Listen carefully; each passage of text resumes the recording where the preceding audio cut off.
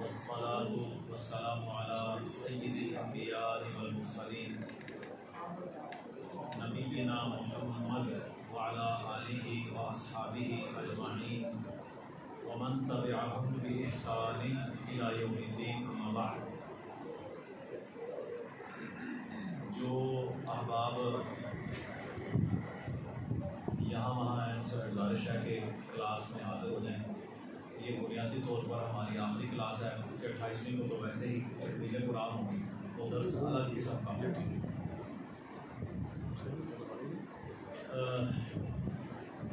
پرسوں ہمارا جی کس ٹاپک پہ لیکچر تھا یاد ہے کسی کو؟ پرسوں ہمارا کس ٹاپک پر لیکچر تھا؟ توحید کی اقسام. یہ چھوٹے بچے ٹیک زیادہ لگاتے ہیں جمعے میں بھی اور اب بھی ہیں. اچھا جی، میں مختصر قسم کے نا تھوڑے تھوڑے سوال کروں گا جو ہم نے سیکھا ہے، آپ نے جواب دینے ہیں. اس کے بعد پھر ہم اگلا پروسیس شروع کریں گے لیکچر کا، ٹھیک ہے؟ اچھا جی، صرف ہاتھ کھڑا کرنا ہے، بولنا نہیں. توحید یا عقیدہ توحید کا کیا مطلب ہے؟ یہ میں نے بتایا تھا. عقیدہ توحید یا عقیدہ کا کیا مطلب ہے؟ جی بیٹے.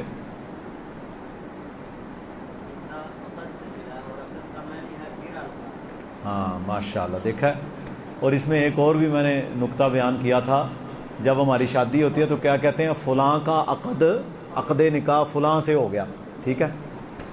تو تعلق، گرا، جڑ جانا، یعنی یہ سارے اس کے مفہوم ہیں. تو عقیدہ توحید کیا مراد ہے؟ کہ اللہ کے ساتھ بندے کا تعلق میں گرا بند جانا. اچھا، اس میں نا تھوڑا اور بھی نقطہ ہے.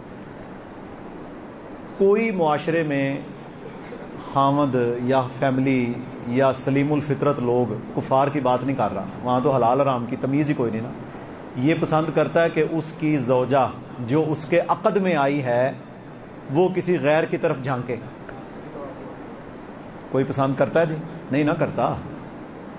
یعنی یہ فطری بات بھی ہے، اور بالکل کوئی بھی مرد یہ پسند نہیں کرتا کہ اس کی زوجہ کسی غیر مرد کے ساتھ تعلق رکھے. ایک ہوتا ہے ناجائز تعلق، ایک ہوتا ہے اس کے بعد ہی کوئی ایسی کر لے جو معیوب ہو. قرآن میں بھی یہی حکم ہے، ٹھیک ہے؟ تو یہ بھی ذرا سمجھیں کہ اگر ایک انسان، ایک بندہ، وہ یہ پسند نہیں کرتا کہ میری بیوی جو چند سالوں کے لیے ہے، طلاق ہو گئی بیوی ختم، اسی طرح نا مر گئی ختم، فوت ہو گئی نا، چند سالوں کے لیے اس کی زوجہ ہے، وہ یہ پسند نہیں کرتا کہ یہ کسی غیر مرد کے ساتھ کسی قسم کا ایسا تعلق یا گفتگو کرے جو معیوب ہو. یہ تو عام انسان کی غیرت کا سوال ہے. تو اللہ رب العالمین جو وحدہ لا شریک الہ ہے، وہ کیسے پسند کرے گا کہ اس کے در کو چھوڑ کر یہاں وہاں سر رگڑا جائے؟ کچھ بات سمجھ آئی؟ عقلی دلیل ہے نا، لاجک سے بندہ ذرا زیادہ سمجھتا ہے. تو اگر مرد پسند نہیں کرتا تو یہ عقد اسی سے نکلا ہے، ٹھیک ہے؟ سمجھ آ گئی نا بات؟ میں نے اس کو ذرا تھوڑا سا دوسرے پرائے میں اس لیے کھولا ہے تاکہ فطری طور پر ہم زیادہ سمجھتے ہیں. آپ کو پتہ ہے کئی لوگ غیرت کے نام پہ قتل، یہ پاکستان میں تو عام ہے نا، غیرت کے نام پہ قتل. اصل میں وہ بے غیرتی کے نام پہ قتل ہوتا ہے. خود سکھاتے نہیں دین، اور جب گھر سے بھاگتی ہے پھر گولی لے کے پیچھے بھاگتے ہیں. وہ بے غیرتی کا قتل ہے، غیرت کا قتل نہیں ہے. جو غیرت مند لوگ ہیں، اللہ کے فرما بردار ہیں، ان کی عورتیں ایسا سوچتی بھی نہیں. اللہ اکبر. اچھا، توحید کی کتنی اقسام ہیں؟ کسی بھائی کو یاد ہو؟ میں نے کہا تھا ہاتھ اٹھانا ہے. جی بیٹے، 3 اقسام ہیں توحید کی. 3 ٹائپس آف توحید. اچھا جی، توحید کی پہلی قسم جو ہم نے بیان کی وہ کون سی تھی؟ ہاتھ اٹھائیں بس. جی بیٹے. توحید ربوبیت، جس میں سارے افعال کس کے ہوتے ہیں؟ اللہ کے. اچھا جی، توحید کی دوسری بنیادی قسم، اچھا اصل میں مطلوب جو ہے نا، توحید ربوبیت پر ایمان تو ہم نے لانا ہے، لیکن مطلوب کیا ہے؟ وہ ہے توحید الوہیت، یعنی لا الہ الا اللہ کا مطلب یہ ہے کہ عبادت۔ اچھا توحید دوسری کون سی ہے جی؟ توحید الوہیت۔ اچھا اس کا ایک دوسرا نام بھی ہے، توحید الوہیت یعنی الہ ماننے والی توحید، اس کا ایک دوسرا نام بھی ہے، وہ پتہ ہے کسی کو؟ وہ میں نے کل بیان کیا تھا، یاد ہے جی کسی کو؟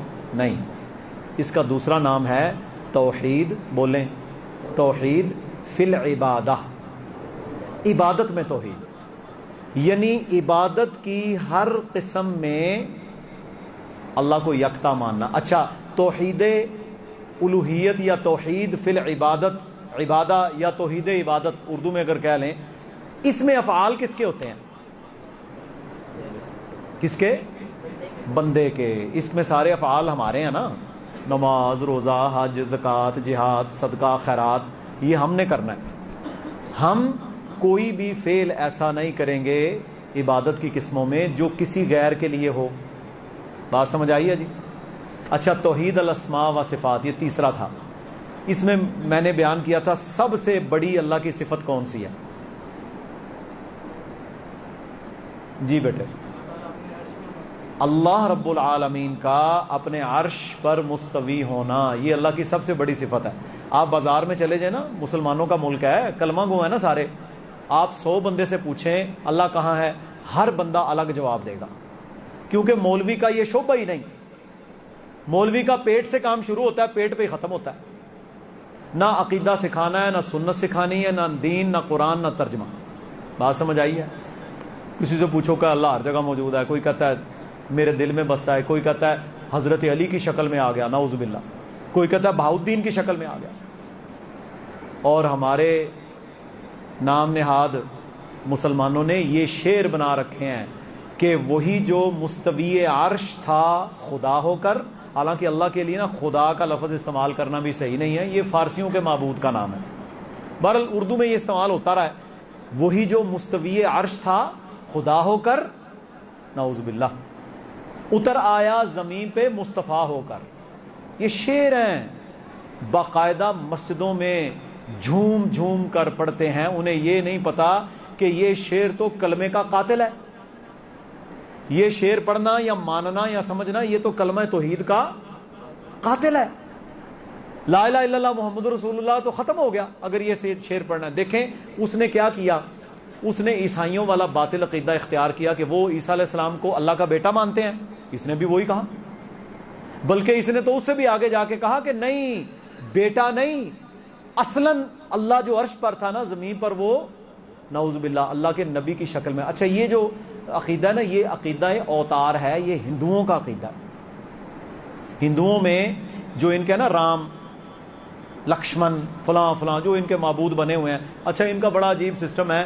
اتر پردیش یہ یو پی کا علاقہ ہے نا، جو یو پی میں ایک کو معبود مانتے ہیں، اور مدراس میں بنگال کے اندر جو ہندو ہیں وہ اس کو دشمن مانتے ہیں۔ کروڑوں جو معبود ہوئے، تو ہندوؤں کا یہ عقیدہ ہے کہ نعوذ باللہ نعوذ باللہ جو بھگوان ہے یا ایشور ہے، اصل میں وہ کہتے ہیں ایشور رب کو، جو بھگوان ایشور ہے وہ اپنے اوتار بھیجتا ہے دنیا میں، یا اوتاروں کی شکل میں دنیا میں آ جاتا ہے۔ یہ بالکل باطل اور گندا اور فاسد اور نجس عقیدہ ہے، اسلام کی نفی کرنے والا عقیدہ ہے۔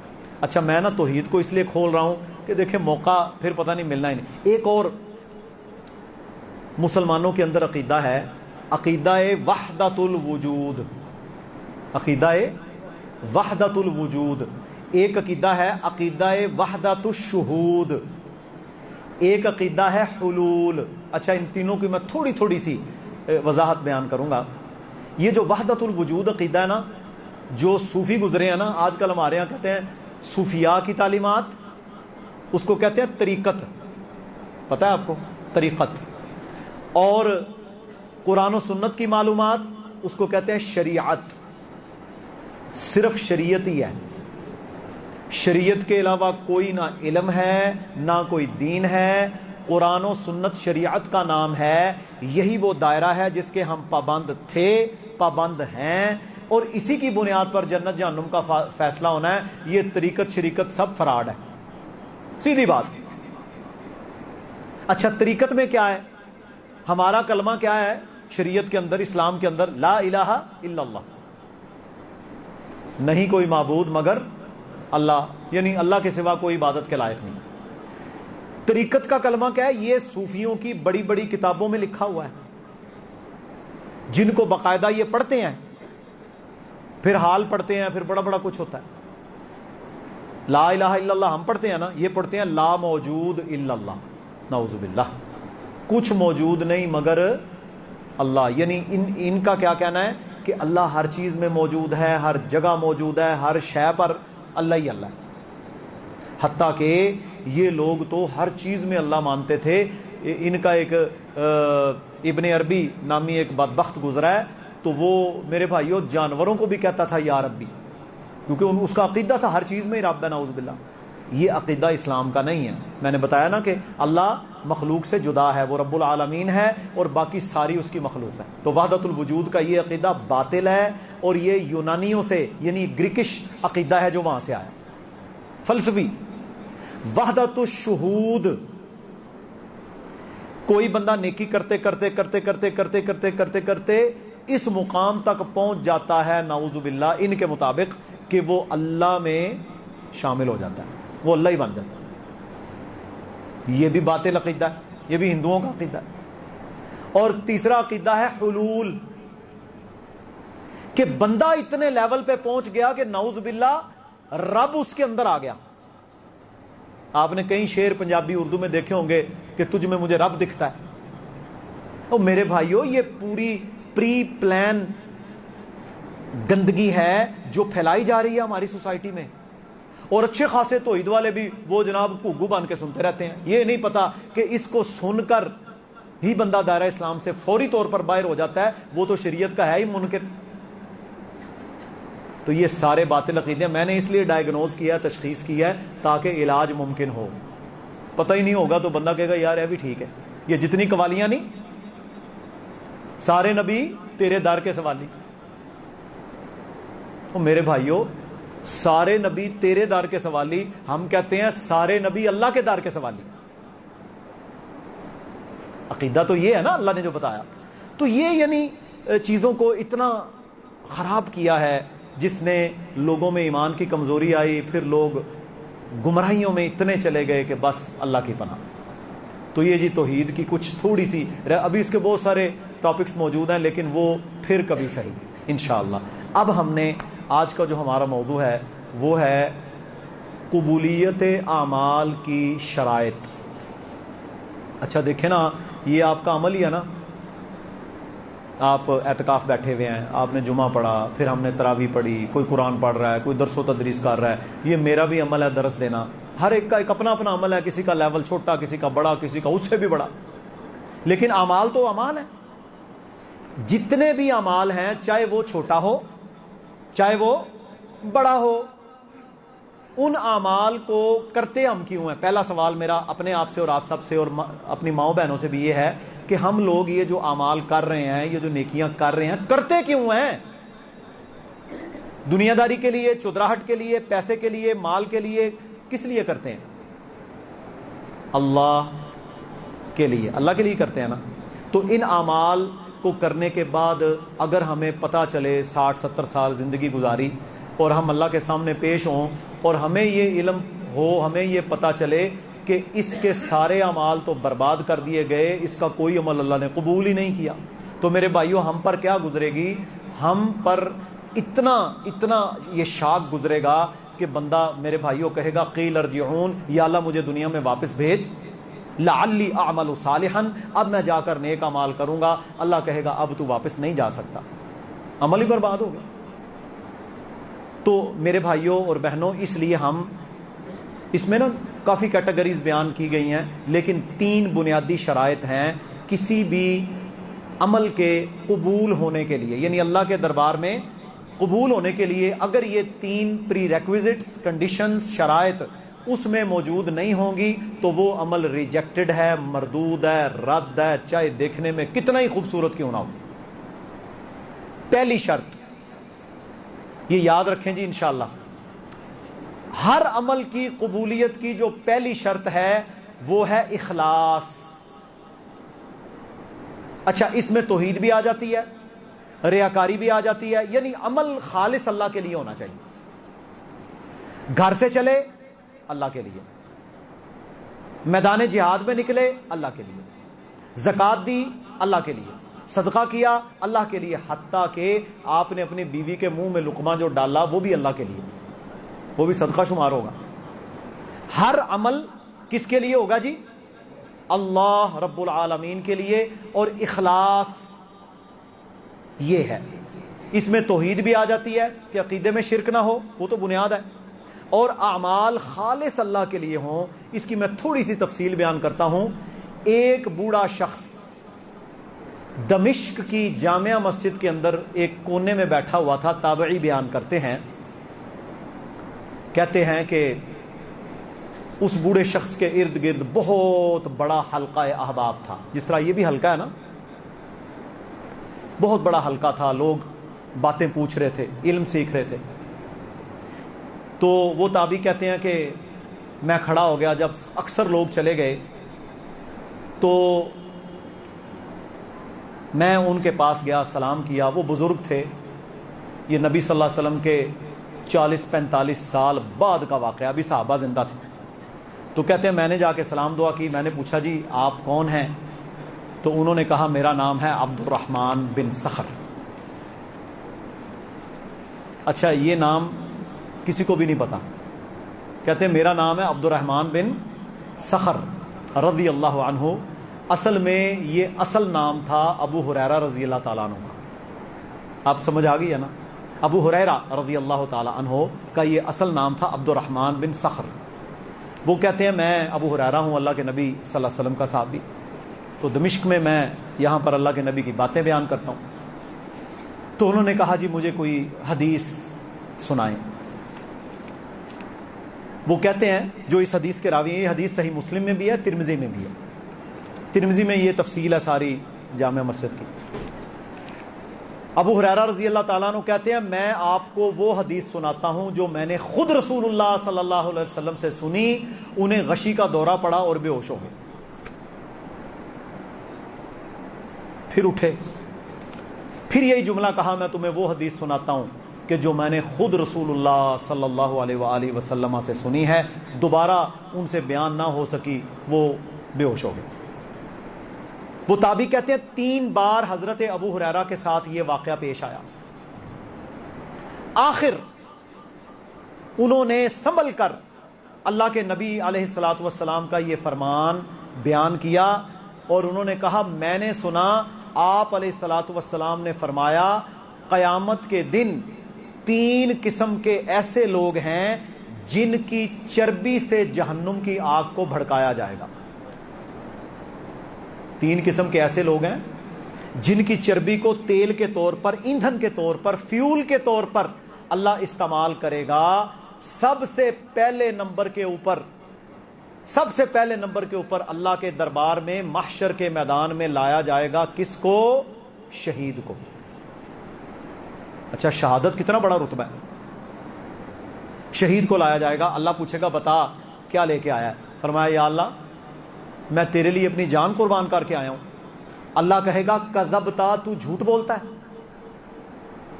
تو نے اس لیے یہ عمل کیا کہ لوگ کہیں کہ فلاں برادری کا بندہ بڑا جری اور بہادر ہے، بس وہ تجھے مل گیا، اب یہاں تیرے لیے کچھ نہیں ہے۔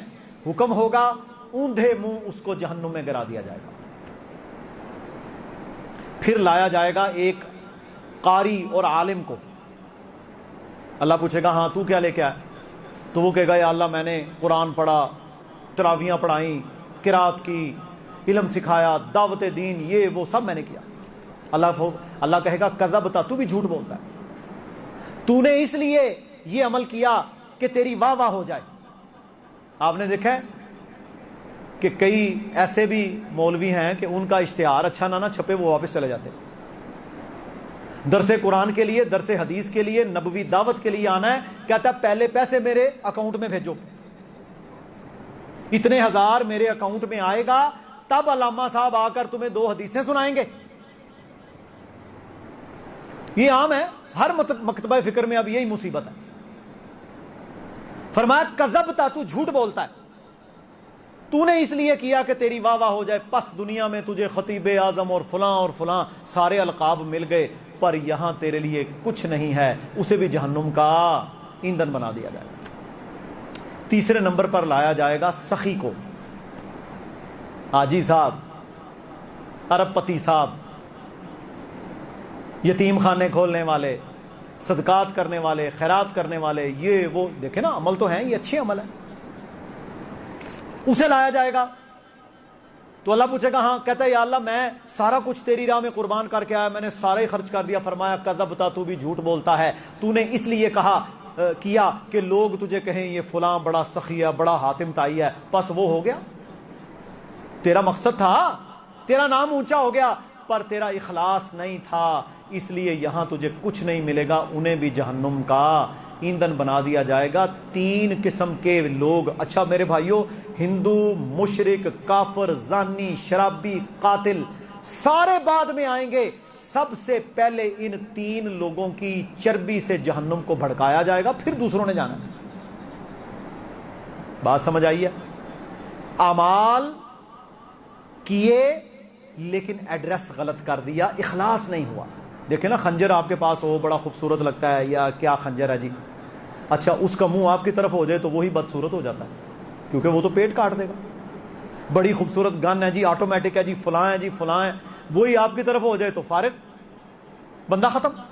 تو بات یہ ہے اگر پتہ ہی غلط ہو گیا، ایڈریس ہی غلط ہو گیا، آپ عمل کر ہی نہیں سکے جو اللہ کا مطلوب تھا، تو میرے بھائیوں پھر کچھ نہیں ملے گا. یہ اخلاص کے لیے صرف اس حدیث کو میرے بھائی، میری بہنیں اور ہم سب اگر سمجھ لینا تو میرے بھائیوں ہمارے عمل میں کبھی بھی اخلاص کی کمی نہیں آئے گی.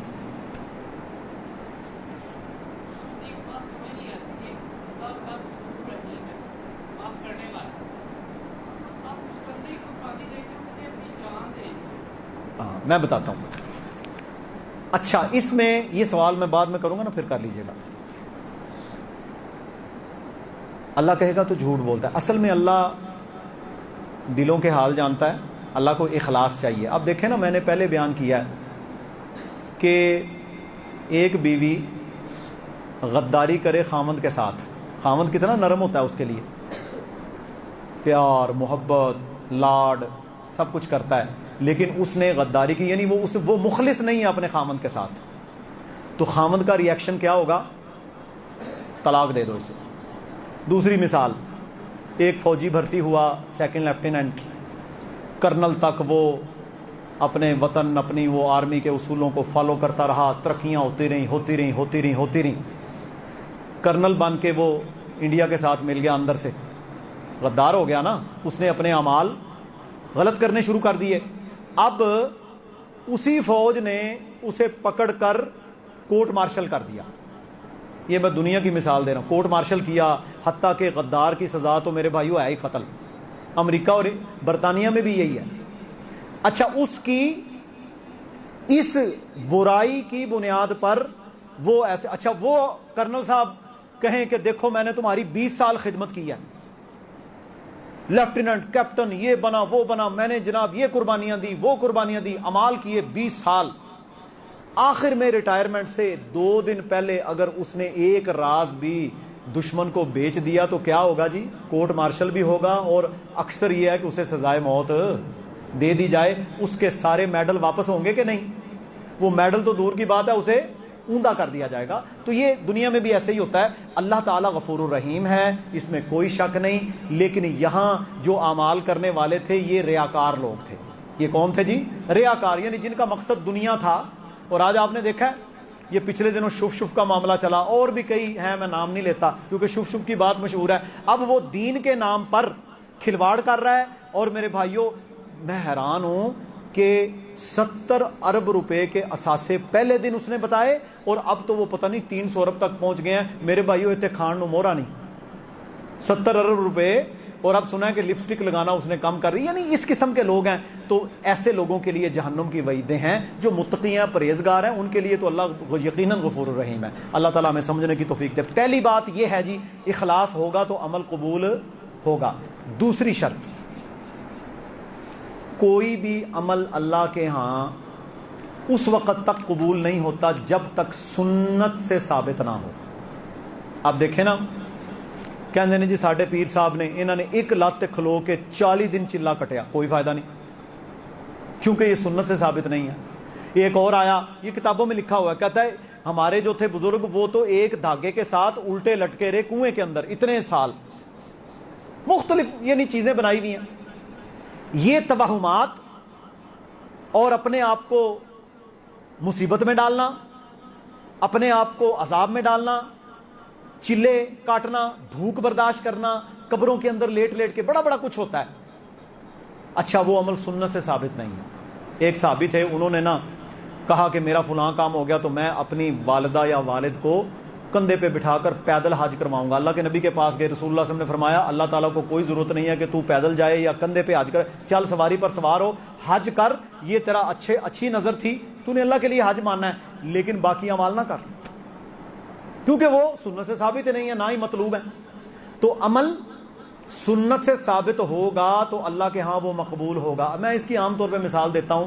جمعہ کی کتنی رکھتے ہیں؟ جمعہ کے فرض 2 ہی ہیں نا. ظہر کے کتنے ہیں؟ 4. یہ آپ کو ہمیں کس نے بتایا؟ قرآن میں تو کہیں نہیں لکھا ہوا. اللہ کے نبی صلی اللہ علیہ وسلم نے کر کے دکھایا نا. آپ صلی اللہ علیہ وسلم نے یہ بتایا، کر کے دکھایا، صحابہ کو سکھایا، ہم تک پہنچا. اب اگر کوئی علامہ فہمہ یہ کہے کہ میں اس جمعے 4 جمعے کے فرض کی جماعت کرواؤں گا کیونکہ 4 رکعتیں پڑھنے میں سورہ فاتحہ بھی زیادہ ہوگی، تسبیحات بھی زیادہ ہوں گی، وقت بھی زیادہ لگے گا، عبادت بھی زیادہ ہوگی، ظاہراً تو 4 رکعتیں ہیں، 2 سے ڈبل ہے. سوال یہ ہے کہ کیا ان 4 رکعتیں جمعہ پڑھنے سے اس مولوی کو یا لوگوں کو ثواب ملے گا کہ گناہ ملے گا؟ کیوں گناہ ملے گا؟ کیونکہ انہوں نے سنت کی مخالفت کی. یہاں عدد نہیں چلتا، یہاں سنت نبوی چلتی ہے اسلامی اعمال میں. فرمایا من عمل عملا لیس علیہ امرنا فہو رد، جس نے کوئی ایسا عمل کیا جس پر ہماری مہر نہیں ہے وہ مردود ہے. بس. تو اعمال کب قبول ہوں گے جی؟ جب وہ سنت نبوی سے ثابت ہوں گے. اس لیے جب بھی آپ لوگوں نے یا میں نے کوئی عمل کرنا ہو نیکی سمجھ کر، دین سمجھ کر، عبادت سمجھ کر، تو پہلے نمبر پر اس کی دلیل آپ کو علم ہونی چاہیے کہ اللہ کے پیغمبر نے کیا ہے. اگر کیا ہے تو کر لیں، نیکی ملے گی. اگر نہیں کیا تو میرے بھائیو جو جی چاہے کرتے رہیں، اس کا کوئی فائدہ نہیں ہونے والا. سادہ ہو گیا نظام. تیسری شرط رزق حلال. حرام کھانے والا، حرام کمانے والا، اس کی عبادت بھی اللہ قبول نہیں کرتا. اچھا صحیح مسلم میں حدیث ہے، رسول اللہ صلی اللہ علیہ وسلم نے فرمایا ایک شخص لمبا سفر کر کے بیت اللہ میں جاتا ہے، ظاہر گھوڑے پہ یا اونٹ پہ جاتے تھے، اور گرد و غبار سے اٹا ہوا، سفر کر کے گیا مہینوں کے مہینے، بیت اللہ میں پہنچا تو مٹی، محنت کی نا، وہاں جا کر ہاتھ اٹھایا، کہتا ہے یا ربی یا ربی، یعنی دعائیں کرتا ہے. فرمایا اللہ تعالیٰ اس کی دعا قبول نہیں کرتا. کیوں؟ وَمَطْعَمُهُ حرام، وہ کھاتا حرام ہے، وَمَشْرَبُهُ حرام، وہ پیتا حرام ہے، وَغُذِيَ بِالْحَرام، حرام کی غذا سے پلتا ہے، وَيَلْبَسُهُ حرام، اور اس کا لباس حرام کے پیسے سے لیا گیا ہے. اللہ اس کی دعا کیسے قبول کرے؟ تو حرام سے پلنے والا جسم، اس کی دعا بھی اللہ قبول نہیں کرتا. ایک دفعہ نا صدقے کی کھجوروں کا ٹوکرا آیا، لوگ لے کے آتے تھے مسجد نبوی میں تاکہ صحابہ میں تقسیم کر دی جائیں. تو حضرت حسن رضی اللہ تعالی عنہ نے وہ صدقے کی کھجوروں میں سے، بچے تھے نا، 1 یا 2 کھجوریں منہ میں ڈال لی. اب آپ کو پتا ہے کہ رسول اللہ صلی اللہ علیہ وسلم اور آپ کی آل کے لیے صدقہ حلال نہیں ہے، ہدیہ آپ استعمال کر سکتے ہیں. آپ صلی اللہ علیہ وسلم کو جب پتا چلا تو آپ علیہ الصلوۃ والسلام نے انگلی مبارک ڈال کر وہ کھجوریں حضرت حسن کے منہ سے نکال دی، کیونکہ یہ ان کے لیے جائز نہیں تھی، وہ بچے تھے. اب دیکھیں کہ اپنی اولاد یا اپنے نواسے یا اپنے پوتوں کی تربیت میں کتنا محتاط ہونا چاہیے. آج کل تو میرے بھائیوں کئی بندوں نے ہم سے آ کے سوال کیا ہے کہ لڑکا 15,000 20,000 کے اوپر نوکری کر رہا ہے اور 3 لاکھ کا آئی فون پکڑ کے آ جائے نا تو پیرنٹس بڑے خوش ہوتے ہیں. واہ جی واہ کیا بات ہے. اچھا اس سے بھی کوئی مہنگی چیز لے کے آ جائے تو وہ کہیں گے بڑی گل ہے جی بڑی گل ہے, ہمارا لڑکا بہت سگڑ ہے, بڑا سمجھدار ہے. یہ نہیں پوچھتے کہ بیٹے تو اتنے جوگا نہیں, تیرے پاس یہ لاکھوں روپیہ کہاں سے آیا, بتا تو صحیح ذرا. پیرنٹس کی ذمہ داری ہے کہ نہیں؟ ایک اولاد کروڑوں روپیہ اچانک لے کے آ گئی ہے, کوئی سورسز بھی نہیں ہے, کوئی بزنس بھی نہیں ہے, یا تو ہو کہ وہ کوئی کہیں کسی بیرون ملک میں کوئی کام کاروبار کر رہا ہے, یورپ میں بیٹھا ہے نوکری کر رہا ہے. اچھا یورپ میں بھی میرے بھائیوں یہی فراڈ ہے. ضلع منڈی, ضلع جیلم, ضلع گجرات, وہ جناب امریکن ایکسپریس کے کارڈ اپلائی کریں گے, ان کے اوپر $1,00,000 کا انہیں وہ ملتا ہے, وہ جا کے کیش مشین کے اندر مارا یا دبئی سے آ کے سونا خریدا, وہ کہتے ہیں کارڈ ماریا فلانے نے, ہاں جی چودھری صاحب وہاں سے کارڈ مارا, یہاں آگے لوٹ کے پیسہ لے آئے. او بھائی تو وہاں پہ ویزا اگر لے کے گیا ہے تو ایک معاہدے کے تحت گیا نا, یا تو جا ہی نہ وہاں پر. اگر گیا ہے تو وہاں جا کے ڈکیتیاں تو نہیں مارنی.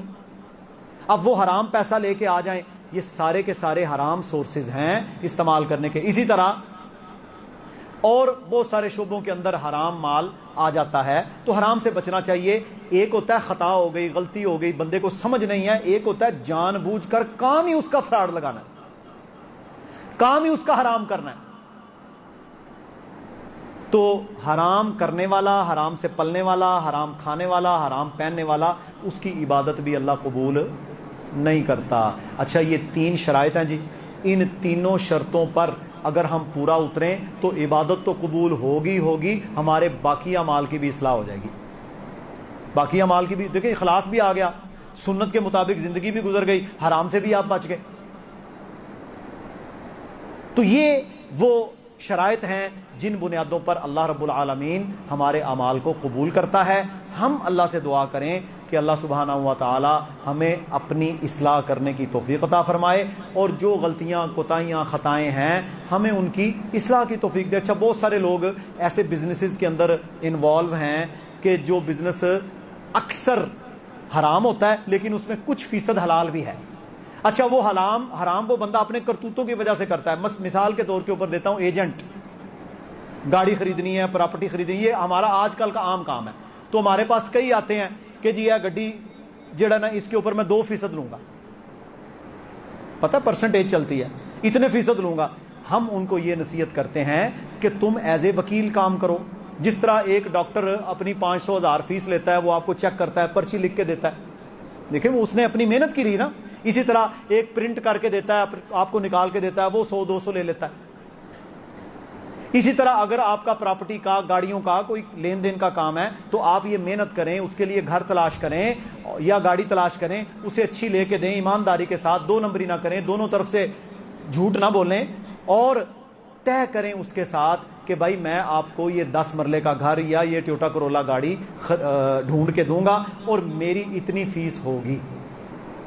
بات سمجھ آ رہی ہے؟ میں اتنی فیس چارج کروں گا. اچھا ظاہر ہے جس نے گاڑی تلاش کرنی ہے اس نے اپنا پیٹرول بھی جلانا ہے, دیہڑ بھی ضائع کرنی ہے, بیلنس بھی لگے گا, یعنی اس کا ٹائم لگنا ہے, ڈیل بھی کرنی ہے. اور اکثر جو زیادہ ایماندار ہیں وہ پھر گاڑی کی پوری دیکھ بھال بھی کرتے ہیں کہ یار کوئی ایکسیڈنٹ گاڑی یا خراب انجن والی میرے گاہک کو نہ ملے. اسی طرح پراپرٹی کا اصول ہے, اسی طرح دیگر چیزوں کا اصول ہے.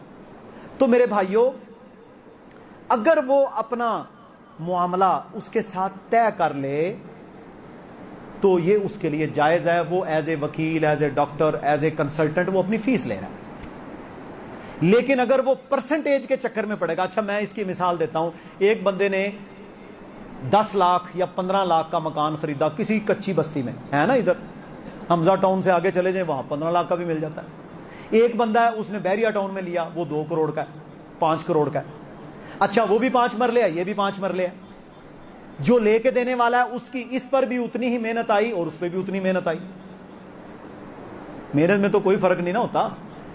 آپ کچی بستی میں لے کے دے, ہو سکتا ہے کچی بستی میں جانے میں اس کی گاڑی نہیں جائے گی, اس کو بائک پہ جانا پڑے, پیدل جانا پڑے, تو محنت سیم ہے. ایک نے سوزوکی میران خریدی, ایک نے BMW لے کے دی. گاڑی ہے, محنت ہے, ڈاکومنٹیشن بھی سیم ہے, صرف پرائس ڈفرنس ہے. بات سمجھ آ رہی ہے؟ تو اسے چاہیے کہ وہ اپنی فیس طے کرے. آگے اس کا مکان 2 کروڑ کا ہے، 50 کروڑ کا ہے، ارب کا ہے، یہ اس کا مسئلہ ہی نہیں. اس کا مسئلہ ہے ڈاکومنٹیشن، مکان تلاش کرنا، اچھی ڈیل کروانا اور جھوٹ سے بچنا. یہ اس کا مسئلہ ہے. اگر وہ یہ کام کرے گا یہ اس کے لیے حلال ہے، موجیں کرے. اور اگر وہ پرسنٹیج کی چکر میں پڑ گیا تو پھر کیا ہوگا؟ پرسنٹیج میں پھر جھوٹ شیطان بلواتا ہے. اس سے بھی لیا، اس سے بھی لے لیا، اس کو بھی دھوکا، اس کو بھی دھوکا. پھر فیصد مقرر کر لینا کہ یار چیز اس کی ہے، بیچنے والا کوئی ہے، خریدنے والا کوئی ہے. آپ اس پر فیصد کس بنیاد پر لے رہے ہو؟ کس بنیاد پر؟ کیا شرعی آپ کے پاس رائٹ ہے کہ آپ اس کے 2 کروڑ میں سے 2 لاکھ ضرور لوگے؟ آپ ویسے کہہ دو میں 1 لاکھ فیس لوں گا، چاہے تمہارا مکان 10 روپے کا ہوا چاہے 2 لاکھ کا ہوا، ایگری ہو جائیں، کام کریں. تو میرے بھائیوں، بات کرنے کا مقصد یہ ہے کہ بہت ساری چیزوں میں حلال اور حرام مکسچر ہے، اس میں سے ہم نے حلال کو تلاش کرنا ہے. جو تلاش کرتا ہے اللہ پھر اسے برکتیں بھی دیتا ہے. تو یہ میں نے مثال ذرا دی ہے. اور بھی ہر بزنس کے اندر یہ چیزیں موجود ہیں. اب ان کے پچھلے 4-5 سال پہلے 2012 میں نا ایک منڈی بہاؤالدین کا بہت بڑا نام ہے، کتابوں کا ان کا سیٹ اپ ہے، بہت برانچز ہیں. تو انہوں نے کسی اور مسجد میں وہ جمعہ پڑھتے تھے، وہ 6-7 بھائی تھے، وہ ساری فیملی نے اچانک یہاں ہمارے مرکز میں جمعہ پڑھنا شروع کر دیا. چلو الحمدللہ. اچھا، ان دنوں میں قدرتی میرے خطبات چل رہے تھے سودی نظام، ایک چیز کی 2 قیمتیں مقرر کرنا، قسطوں کا کاروبار وغیرہ، یعنی یہ وہ ہمارا ایک روٹین سے چل رہا تھا. 5 جمعے میں نے پڑھائے. قدرتی تیسرے جمعے میں جب وہ پہنچے تو اس وقت ہمارا قسطوں کے، یہ جو قسطوں کا نا انسٹالمنٹس اور مورگیجز اور ایک چیز کی 2 قیمتیں مقرر کرنا، نقد اتنے کی ادھار اتنے کی، یہ سود کا اس وقت سب سے بڑا سے. یہ دیکھ لیں میاں گروپ آف چکوال اور فلانا الیکٹرانکس 50,000 تنخواہ دیں گے جی، کمیشن بھی ملے گی. وجہ کیا ہے؟ انہوں نے بندہ گھیرنا ہوتا ہے. 60,000 والا موٹر سائیکل جب 1.20 میں انہوں نے بیچنا ہے تو انہیں کیا ٹینشن ہے؟ تو میرے بھائیوں کیا ہوا کہ ان لوگوں نے وہ خطبے سنے. اچھا، وہ جس طرح آئے تھے 1.5 مہینہ گزر گیا، وہ نظر نہیں آئے دوبارہ. اچھا، وہ نہ آئے اور چلے گئے. میں کسی کام سے وہاں کچھ ہفتوں کے بعد گیا تو ان کے وہ صاحب جو کرسی پہ بیٹھے ہوئے تھے انہوں نے مجھے کہا ڈاکٹر صاحب ہم فلاں جگہ پہ اتنے عرصے سے پیدائشی جمعے پڑھ رہے ہیں، وہ حساس موضوعات کو تو ٹچ ہی نہیں کرتے. او بھائی، حلال حرام کا موضوع حساس، تیرا عمل ہی قبول نہ ہو، ٹچ کیوں نہ کریں؟ تو آپ نے یہ جو بات کی، ہم نے پھر گھر میں آ کے ڈسکشن کی. ہماری بیبیاں بھی تھیں اوپر موجود، پڑھ رہی تھی جمعہ. ہم نے آ کے جب سارے کھاتے کھولے تو ہمارا تو 90% کاروبار وہ ہے، ہماری کاپی پرنٹ ہو کے آتی ہے اور وہ لاکھوں کی تعداد میں جاتی ہے، اور ہم تو نقد ادھار کی قیمت ہی مہریہ لگ گئے. ہمیں تو نہیں ہے وارا. میں نے کہا محترم مجھے یہ بتائیں کہ میں نے اپنی ذاتی بات کی ہے یا اللہ کے نبی کی کوئی حدیث کا حوالہ؟ جی حدیث کا حوالہ تو دیا تھا، حدیثوں تو سب کے پاس ہیں. گل سنو ہوں. میں نے کہا یہ حدیث ہے. میں نے پھر اسی وقت موبائل سے نکال کے میں نے کہا جی یہ حدیث ہے، فلاں کتاب ہے، اللہ کے نبی کے فلاں صحابی نے یہ عمل کیا اور منع کر دیا گیا. یعنی ایک چیز کی 2 قیمتیں مقرر نہ کرو. سنن ابو داؤد کی حدیث ہے کتاب البیوع کے اندر، بک آف بزنس، بیع تجارت کو کہتے ہیں نا، بک آف بزنس کے اندر یہ حدیث ہے. رسول اللہ صلی اللہ علیہ وسلم نے فرمایا من باع بیعتین، جس بندے نے ایک چیز کی 2 قیمتیں مقرر کیں، فلاح او کساہما، اس کے لیے کسی قیمت ہے. یہ او کسا جو لفظ ہے نا یہ پنجابی میں بھی استعمال ہوتا ہے، کسا تھوڑا. فلاح او کساہما، اس کے لیے یا تو کم قیمت ہے، او الربا، یا پھر سود ہوگا. کتنا واضح 4 لفظوں کی حدیث ہے. پھر دوسری حدیث میں رسول اللہ صلی اللہ علیہ وسلم نے فرمایا سود کبھی نقد کاروبار میں ہوتا ہی نہیں. یہ سن لیں، شیخ صاحب بھی بیٹھے ہیں، آپ بھی بیٹھے ہیں، تاجر، کاروبار، سود نقد کاروبار میں کبھی نہیں ہوتا، کیونکہ آپ نے یہ چیز دی، یہ لی. میں نے اگر نقد، میرے بھائیوں، گوشت خریدنا ہے، گاڑی خرید، مجھے کیا مصیبت پڑی ہے کہ میں 4 دکانوں سے پھر کے نہ جاؤں. پیاز آج کل اگر 200 روپے کلو ہے تو 500 روپے کلو کون لے گا؟ بے وقوف لے گا. یا تو آج سمجھ آئی ہے. فرمایا سود صرف ادھار میں ہوتا ہے، نقد میں سود نہیں ہوتا. نقد تو لے دے کا کام ہے، بس کر لیا. ہاں نقد میں یہ سود ہو سکتا ہے اس وقت میں کہ آپ اچھی کھجوروں کی بجائے بری دے دو، وہ تو دھوکہ تھا. لیکن ادھار میں ہی اصل سود کا سارا کاروبار ہے. اور جتنے بینکنگ سسٹم، جتنا نظام، چھوٹے موٹے مائکرو فائنانس، ان کا چکر کیا ہے؟ سر یہ گاڑی ہے ہونڈا سٹی، مارکیٹ میں ویلیو اس کی 35 لاکھ ہے، ہم آپ کو جی اس پہ جو ہے یہ 55 لاکھ کی ملے گی، اس کا پہلے آپ کو اتنے سال کرایہ پے کرنا پڑے گا، فلاں ہوگا، پھر یہ آپ کرائے پہ چلائیں گے، پھر 10 سال کے بعد ہم آپ کو آفر کریں گے یہ آپ کے. مجھے یہ بتائیں کہ کرائے کے اوپر جو گاڑی ملتی ہے، جس کو کرایہ مل رہا ہے 25,000 یا 50,000 روپیہ مہینے کا، اسے کیا تکلیف ہے کہ 10 سال کے بعد آپ کو کہے جی یہ گاڑی آپ ہی لے لیں؟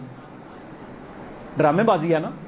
اچھا پھر دوسرا سوال، اچھا نقد جو بندہ گاڑی بیچتا ہے، کوئی بھی شو روم والا نقد گاڑی، جو نقد اس کی قیمت ہے، کیا خیال ہے شو روم والا اس میں 500 کماتا ہے؟ بھائی اگر 40 لاکھ کی گاڑی بیچتا ہے تو یقیناً 15 20 ہزار 30 ہزار 50 ہزار وہ اپنا جو ان کا انہوں نے رکھا ہوتا ہے منافع وہ کماتا ہے، اور اس کا حق ہے. نقد پہ بھی وہ منافع تو کما رہا ہے، لیکن ادھار پہ وہ منافع کو ملٹیپلائی کر رہا ہے، زیادہ کر رہا ہے، یہ حرام ہے. تو میں اس لیے بیان کر رہا ہوں نا، ہمارے لڑکے ہیں گھر والوں کے پاس پیسے ہوتے نہیں، ابا جی منو موبائل لا کے دو، جتوں دل لے وہ کہنا چل جا لے جائے رجسٹری اور جا کے ادھر سے لے لے. یہ شیطانی کام ہے. اور بٹنوں والا موبائل حلال کا ہونا وہ وارے کا سودا ہے. میں نے اپنی بلڈنگ تیار کی، میرے پاس الٹس گاڑی تھی، وہ بیچی، مہنگی ہوتی ہے وہ، پھر میں نے لے لی 2005 ماڈل، یہ باہر کھڑی ہے، میرے پاس فلاں آیا. آپ کو پتا ہے وہ بیٹھے ہوتے ہیں شیطان کہ جی دیکھیں یہ گاڑی ہے، آپ کو یہ زیب. میں نے کہا جی مجھے یہ زیب دیتی ہے، آپ کو اس کی ٹینشن نہیں ہونی چاہیے، سفر میں نے کرنا ہے، تکلیف تمہیں ہو رہی ہے. وجہ یہ تھی کہ تو اپنی حلال گاڑی بیچ، اور یہ وی ٹی آئی اوریل. بھائی میں لعنت بھیجتا ہوں وی ٹی آئی اوریل پر، مجھے کیا فائدہ ہے جا کے میں دریا جہلم میں گر کے مر جاؤں، میری وی ٹی آئی بھی گئی، میں بھی گیا. پرانی گاڑی ہے، میری اپنی ہے، میں نے خریدی ہے، میں نے کوئی سود نہیں، نقد پے کر کے لی ہے. بات اس پہ درس بھی دینے آیا ہوں، مجھے یقین تو ہے نا. یہ شیطان ہے. اور یاد رکھ لیں، مرتا وہ ہے جو اپنی چادر سے زیادہ پاؤں پھیلاتا ہے. جو چادر کے اندر رہے گا وہ کبھی نہیں مرے گا انشاءاللہ. اسے پتا ہے یار مجھے اللہ نے اتنا دیا، میں نے اس میں گزارا کرنا ہے، الحمدللہ. آج گاڑی ہے، ہم موٹر سائیکلوں پہ بھی سفر کرتے رہے ہیں. ہاں میں جامعہ مسجد میں بچپن میں پڑھتا تھا، قرآن حفظ کرتا تھا، یہ مینار والی، تو سائیکل ہی لے کے دی والد صاحب نے 1985-86 کے اندر. یقین کریں ہمارے لیے وہ عید کا دن تھا. اس وقت سائیکل ہی لینا بھی بڑا مار کا تھا. وہ چاہے آئی ہوگی 1200-1500 کی. بات کرنے کا مقصد ہے کہ جو حلال ہے اس میں برکت ہے. بڑی لمبی سے لمبی گاڑیاں ہوں، آپ کے پاس 100 منزلہ بلڈنگیں ہوں، لیکن ان میں حرام انوالو ہوگا، سب سے پہلا نقصان یہ پہنچے گا، بیوی کے ساتھ جھگڑا، گھر میں بے سکونی، نفرتیں، بغض، حسد، کینہ، عداوتیں، بے برکتی اور بربادی. تو اللہ تعالیٰ ہمیں جی محفوظ رکھے. میں نے یہ سودی نظام کو تھوڑا سا اس لیے کھولا ہے کہ آج کل یہ نا راسخ ہوتا جا رہا ہے، اور ہم تھوڑا کما لیں، حلال کما لیں، یہ وارے کا سودا ہے انشاءاللہ. ٹھیک ہے جی، سمجھ آ گئی. اعمال کی قبولیت کی تینوں شرطیں، کوشش کریں جی ان پر عمل کریں. یہ نا سارے جو ہمارے لیکچرز ہیں، یہ میرا پیج ہے ڈاکٹر یاسر صدیق، اس کے اوپر لائیو جاتے ہیں، موجود ہیں. آپ فارغ ہو کے عید کے بعد سنیں، اپنے دوست اب آپ کو دیں. پھر میرا ایک شاگرد ہے، اس کا کام یہ ہے کہ وہ ان میں سے نا چھوٹے چھوٹے کلپ نکال کے، آپ کو پتہ ہے کہ عوام آج کل بیزی زیادہ ہے، تو وہ 2 منٹ 3 منٹ کے کلپس نکال کے ایک ٹاپک کے اوپر بھیجتا ہے، وہ سن سکتے ہیں. چلیں ایک حدیث ہی سن لی، فائدہ ہو گیا. تو اللہ رب العزت ہم سب کو عمل کی توفیق عطا فرمائے، اخلاص عطا فرمائے، اور ہمارے گناہوں کو، خطاؤں کو، غلطیوں کو اللہ معاف فرمائے. ہاں جی، کسی کا کوئی سوال ہو؟ بلکہ یہ میرے پاس، اچھا پچھلے لیکچر میں ایک سوال آیا تھا مراقبہ کا، وہ میں نے جیب میں ڈالا، بھول گیا. میں گھر جا کے میں نے جیب میں ہاتھ ڈالا تو وہ مراقبے کا وہ نکلا تھا. مراقبہ کیا ہے بھائیوں اور بہنوں؟ مراقبے کی کوئی شرعی حیثیت نہیں ہے. مراقبہ کسے کہتے ہیں؟ قبر پر بیٹھ کر آنکھیں بند کر کے کوئی اذکار کرنے. ایسا کوئی ذکر شریعت نے نہیں بتایا، نہ قبر پہ بیٹھ کے نہ ویسے بیٹھ کے. حتیٰ کہ جان بوجھ کر آنکھیں بند کر کے نماز پڑھنا یہ بھی درست نہیں ہے. یہ یہودیوں کا فعل ہے. یہودی اپنی عبادت نا آنکھیں بند کر کے کرتے ہیں. تو یہ مراقبہ اور پھر اس کے بعد حال پڑ جانے. اچھا دیکھیں نا, آپ 40 دن مراقبہ کریں اور ایک ہی لفظ کو دہراتے رہیں, میڈیکلی مینٹلی آپ پر یہ افیکٹ ہوگا کہ آپ کو تارے نظر آنا شروع ہو جائیں گے. لائٹ بھی بند. وہ ایک کیفیت ہو سکتا ہے شیزوفرینیا کی, آپ کے اوپر کوئی مینٹل النس کی جاری ہو جائے, بندہ کہتا جی بس یہ پہنچی شخصیت ہے. تو یہ مراقبے وغیرہ ان کی کوئی شرعی حیثیت نہیں ہے, نہ ہی اسلام نے ان کو بتایا ہے. دیکھیں اللہ کے نبی علیہ الصلوۃ والسلام کی قبر مبارک پر سوال ہی پیدا نہیں ہوتا تھا کہ کوئی بندہ جا کے وہاں صرف بوسہ ہی لے لے, یہ بھی ممکن نہیں تھا کیونکہ وہ جائز نہیں ہے. تو یہ مراقبے وغیرہ غیر شرعی ہیں, ان سے بچنا چاہیے. نماز میں سورہ فاتحہ کے بعد دوبارہ سورہ فاتحہ پڑھنا کیسا ہے؟ دیکھیں سورہ فاتحہ نماز میں پڑھنا لازم ہے ہر رکعت کے اندر. کوئی بندہ دوبارہ سورہ فاتحہ پڑھ لیتا ہے اس کی نماز ہو جائے گی, لیکن اسے کوشش کرنا چاہیے کہ سورہ فاتحہ کے علاوہ قرآن پڑھے. کن چیزوں سے غسل لازم ہوتا ہے؟ دیکھیں یہ ایک لمبا ٹاپک ہے. غسل کے اوپر میرا مکمل لیکچر موجود ہے. میرا نمبر آپ مجھے واٹس ایپ کریں تو یہ 12 منٹ کا لیکچر میں نے ریکارڈ کروایا تھا, غسل کا مسنون طریقہ, سوری حدیثیں. تو آپ اس نمبر پہ واٹس ایپ کریں, میں آپ کو وہ لیکچر بھیج دوں گا 0333800159. اچھا جی, سر کا مسح کرتے وقت انگوٹھے چومنا بدعت ہے. انگوٹھے چومنا ویسے بھی بدعت ہے. اگر نماز تراویح میں ہم دوسری رکعت میں پہلی رکعت کیسے ادا کریں گے؟ دیکھیں جی, دوسری رکعت میں اگر آپ شامل ہوئے ہیں تو ایک رکعت پڑھ کے پھر دوبارہ تشہد بیٹھیں اور سلام پھیر دیں. سگریٹ دکان پر رکھ کر روزی کھانا کمانا جائز ہے؟ جی بالکل ناجائز ہے. سگریٹ بھی حرام ہے, یہ ہم پہلے بھی بیان کر چکے ہیں کہ سگریٹ آپ کے جسم کا قاتل بھی ہے, سگریٹ کے اندر نشہ بھی موجود ہے, اور سگریٹ بدبودار ہے جو اللہ کے نبی کو ناپسند ہے. یہ بالکل ناجائز ہے, ایسا کاروبار نہیں کرنا چاہیے. مرد کی عورت کے پیچھے نماز ہو جاتی ہے؟ جی نہیں ہوتی. عورت صرف عورتوں کی جماعت کروا سکتی ہے, اور عورتوں کی جماعت کروانے کے لیے لازم ہے کہ وہ پہلی صف کے درمیان میں کھڑی ہو. ٹھیک ہے, عورت کے پیچھے مرد کی جماعت نہیں ہوتی. مردہ کے لیے کوئی محفل کروانا بالکل ناجائز ہے. میت کے گھر میں جمع ہونا, سنن ابن ماجہ میں حدیث ہے, میت کے گھر میں جمع ہونا یعنی پھوڑی ڈالنا اور وہاں سے کھانا کھانا, اس کو صحابہ نوحہ شمار کرتے تھے, لعنتی عمل.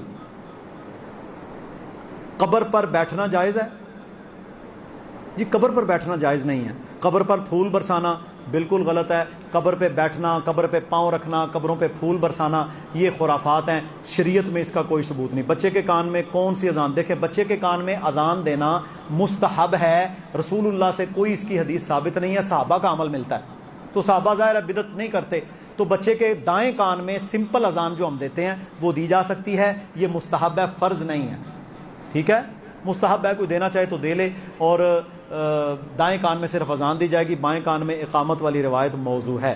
بغیر وضو کے اذان دی جا سکتی ہے؟ جی اذان دی جا سکتی ہے. بغیر وضو کے قرآن بھی پڑھا جا سکتا ہے. افضل یہ ہے کہ وضو کر کے دی جائے. کسی کو ابلیس کہنا کیسا ہے؟ دیکھیں جی ابلیس کہنا کسی کو ناجائز ہے. ابلیس شیطان ہے, تو جو ابلیس ہے اسی کو ابلیس کہیں.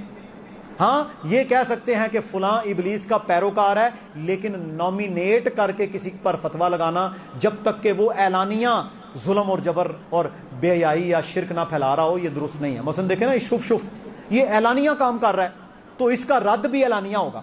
ایک بندہ ایسا ہے جو چھپا ہوا کچھ کر رہا ہے تو اس کو نصیحت کریں, اس کا نام فی الحال نہ پھیلائیں, ہو سکتا ہے ہدایت آ جائے. تو یہ اصول ہوتے ہیں. سگریٹ یا حقہ سے روزہ ٹوٹ جاتا ہے؟ دیکھیں جی سگریٹ پینا یا حقہ یہ سارا آپ اندر لے کے جاتے ہیں. پہلے تو یہ حرام عمل ہے, بدبودار ہے. ان المبذرین کانوا اخوان الشیاطین, فضول خرچی کرنے والے شیطان کے بھائی ہیں. زہریلے مادے سینکڑوں کی قسم کے آپ لے کے جا رہے ہیں. میں نے اس کے اوپر ایک سائنٹیفک ریسرچ آپ کو بتاتا ہوں.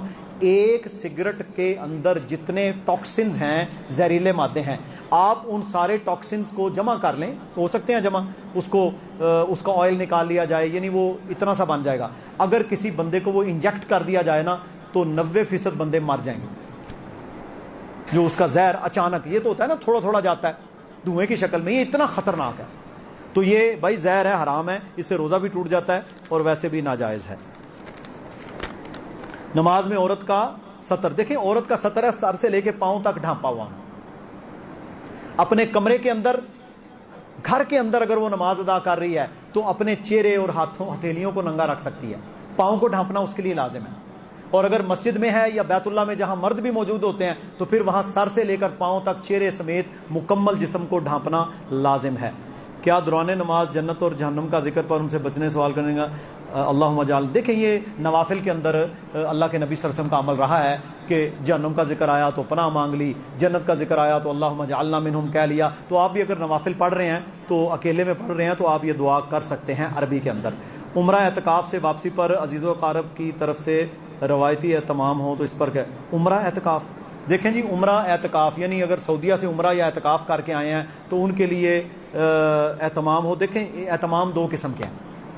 پہلا تو یہ ہے کہ آپ عمرہ کرنے کے لیے گئے، وہاں اعتکاف کیا، آپ واپس آئے ہیں، آپ کسی چچا ماموں آپ کی دعوت کرتا ہے، کھانے پہ بلاتا ہے تو کوئی حرج نہیں.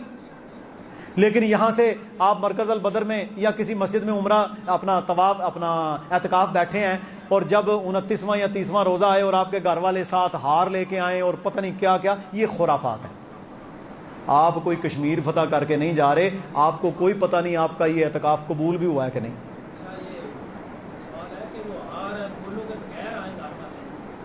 جی پھولوں کے بغیر اگر آئیں لینے کے لیے، دیکھیں نا اس کا مقصد ہونا چاہیے. ایک بندہ ہے اس کے پاس اپنی گاڑی موجود ہے، وہ جا سکتا ہے تو وہ خود چلا جائے. لیکن گاؤں کے کئی بچے بیٹھے ہیں تو ان کے والدین بھائی چاچا ماموں اگر گاڑی پہ لینے آ جاتے ہیں کوئی حرج نہیں. یہ تو دیکھیں اس کو لینے آئے ہیں، لیکن اس لینے آنے میں کوئی وہ چیز شامل نہیں ہونی چاہیے کہ بڑا کام کیا. میں آپ کو صحیح بات بتاؤں، ایک اعتکاف عمل ہے، اللہ قبول فرمائے. ایک اعتکاف اور ایک فرض نماز اگر کسی نے چھوڑ دی، صرف ایک فرض نماز کوئی بھی ہو، فجر ظہر مغرب عشاء عصر، ایک فرض نماز اگر کسی نے چھوڑ دی، کروڑ سال بھی اعتکاف کرتا رہنا اس کا مداوع نہیں ہو سکتا. تو آپ نے کبھی دیکھا کہ آپ کے گھر والے ہر نماز کے بعد پھول لے کے آئیں؟ میں ذرا سمجھانا چاہتا ہوں، نہیں نہ دیکھا. حالانکہ فرض نماز کا مقام دنیا کے ساری زندگی کے اعتکافوں سے بڑا ہے. یہ نفلی عبادت ہے بھائی، تو ایسا نہیں کرنا چاہیے. تکلف نہ کریں اس میں، یہ عبادت تھی، چھپا کے رکھیں، بچائیں. آج خطبہ جمعہ میں ہم نے کیا کیا؟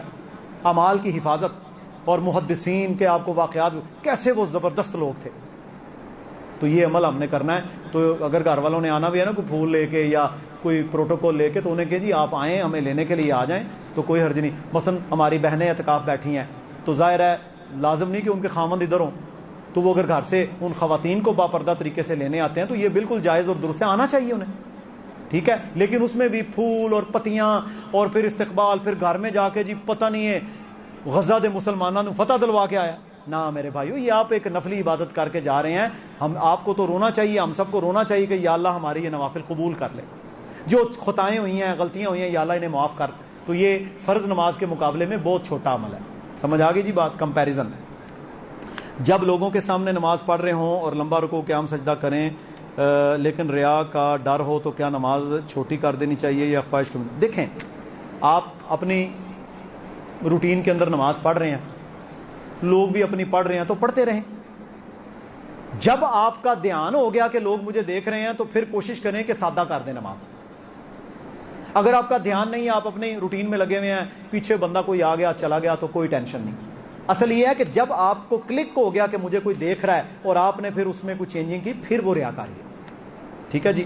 کیا عورتیں قبرستان جا سکتے ہیں؟ دیکھیں عورتوں کا قبرستان جانا حرام نہیں ہے. نبی صلی اللہ علیہ وسلم کی حدیث ہے صحیح بخاری میں، فرمایا زوروا قبورکم فانها تذکر الموت او تذکر الاخرہ. قبروں کی زیارت کیا کرو، یہ تمہیں آخرت اور موت یاد دلائے گی. لیکن فرمایا کثرت سے قبرستان والے جانے والی عورتوں پر اللہ کی لعنت ہو. بہت زیادہ جو قبرستان جاتی ہیں.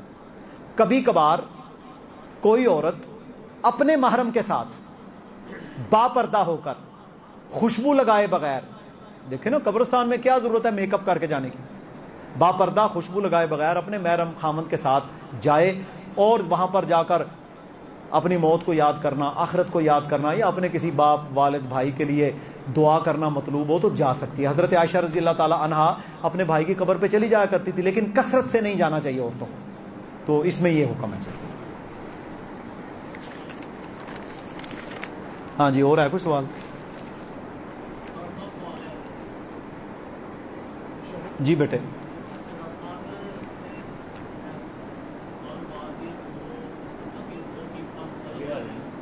ہاں آپ آ جائیں.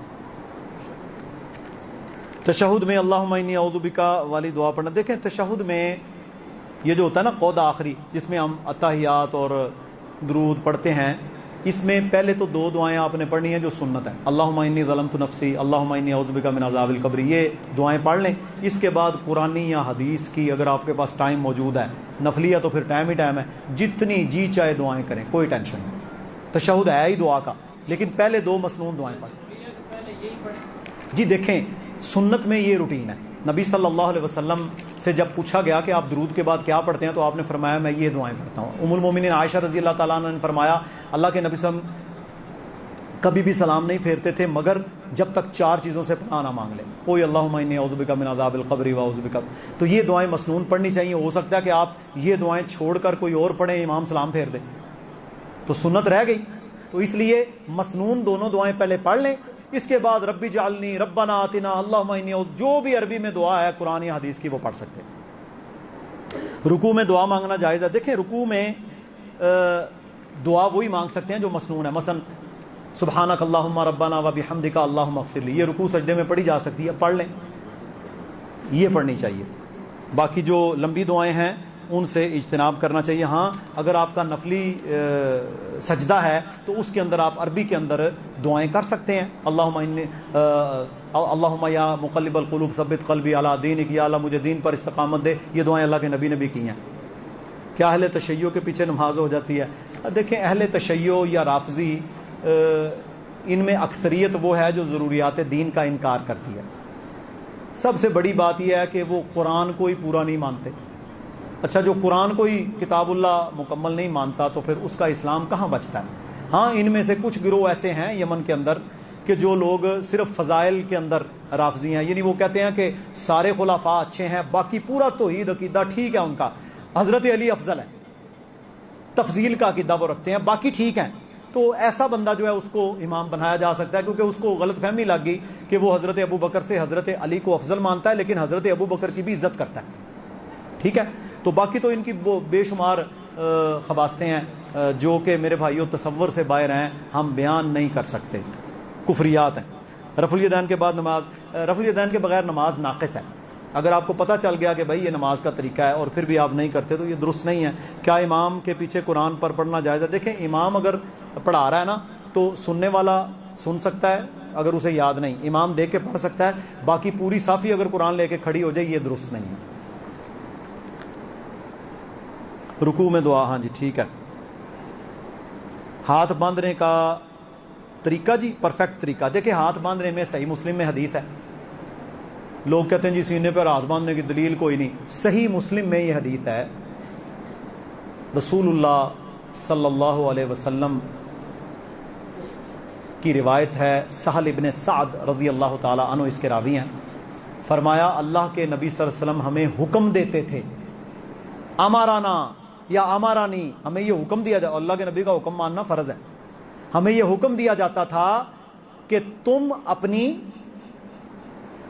اپنے دائیں ہاتھ کو اپنی بائیں ذراع پر رکھو. یہ ذراع ہے جی، یہ نہیں ہے ذراع، یہ کلائی سے لے کر یہاں تک کا حصہ کیا ہے؟ ذراع، بازو، اور یہ ہاتھ ہے.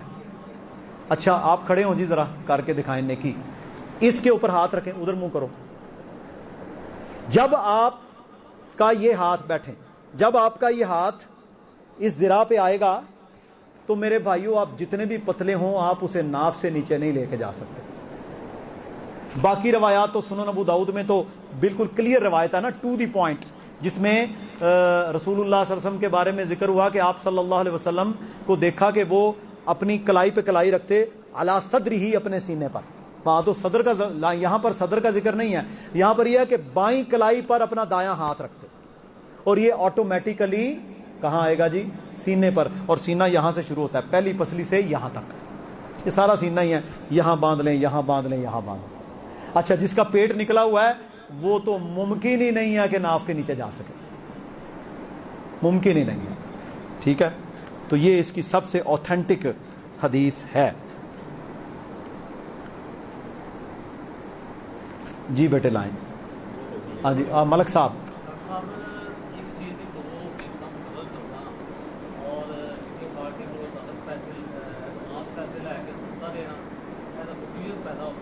ہاں دیکھیں، ایک چیز کی میں سمجھ گیا ہوں، ایک چیز کی دو قیمتیں مقرر کرنا وہ الگ چیز ہے، ٹھیک ہے.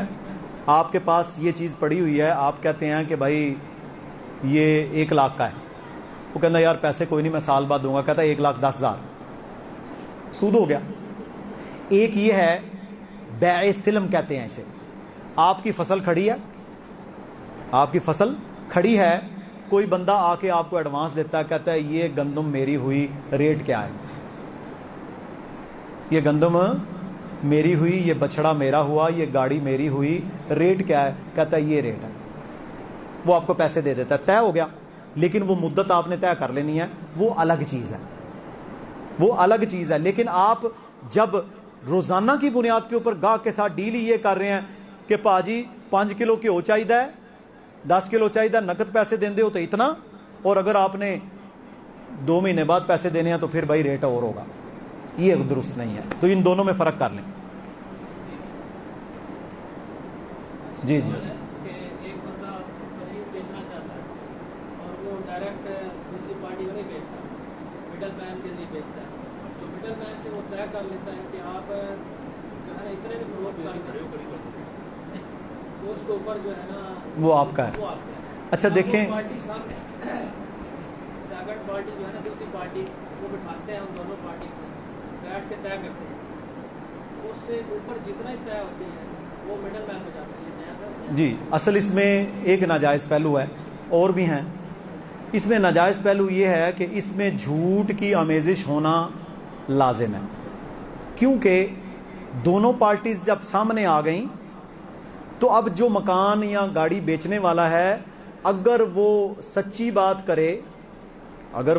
بات کرے کہ میں نے یہ 1 لاکھ کی بیچنی ہے، جبکہ مڈل مین 1.5 کی بیچ رہا ہے، ٹھیک ہے. اب ظاہر ہے میں نے اگر کوئی چیز لینی ہے تو میں مڈل مین کی بجائے اس سے پوچھوں گا نا، آنر سے، بھائی جی کتنے دی ڈیل کریں. تو وہ ڈیل اگر مالک 1.5 لاکھ کی کر رہا ہے، ٹھیک ہے، مڈل مین کے کہنے پر، اور خریدنے والے کو یہ دھوکہ ہو رہا ہے کہ مجھے 1.5 لاکھ کی مالک نے دی ہے، حالانکہ اصل ان کی الگ ڈیل ہوئی ہوئی ہے، یہ دھوکہ ہے، غرر ہے.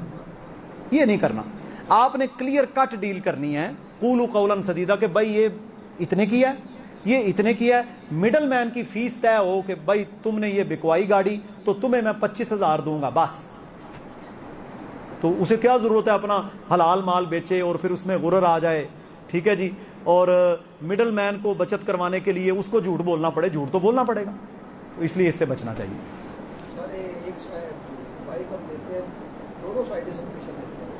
دیکھیں جی، دونوں سائڈوں سے کمیشن لینے کا معاملہ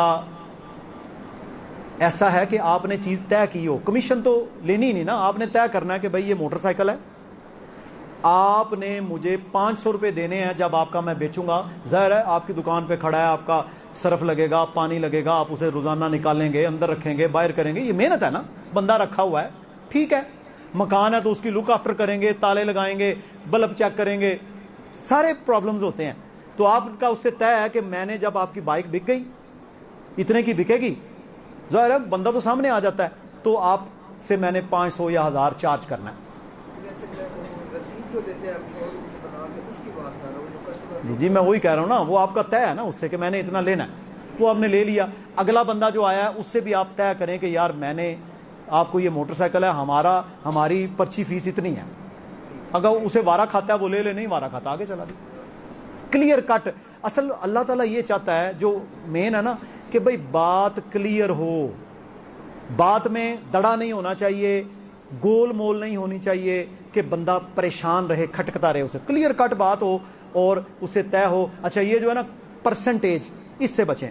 %% لاؤں گے جی، اب کئی تو بڑے اکڑ کے کہتے ہیں اور بھائی میں ہمارے ساتھ کام کرنا ہے تو 2% لوں گا میں، کام کرنا کرو نہیں تو جاؤ. یہ بالکل ناجائز ہے. وہ تو ایسے کر رہا ہے کہ جیسے اس کی ذاتی پراپرٹی ہے. تو اچھا ایسے بندوں میں پھر برکت بھی نہیں ہوتی، پھر بعد میں مسائل بھی بنتے ہیں. تو بہرحال یہ طریقہ کار اختیار کرنا چاہیے کہ صاف گوئی کے ساتھ کام ہو، برکت ہوگی.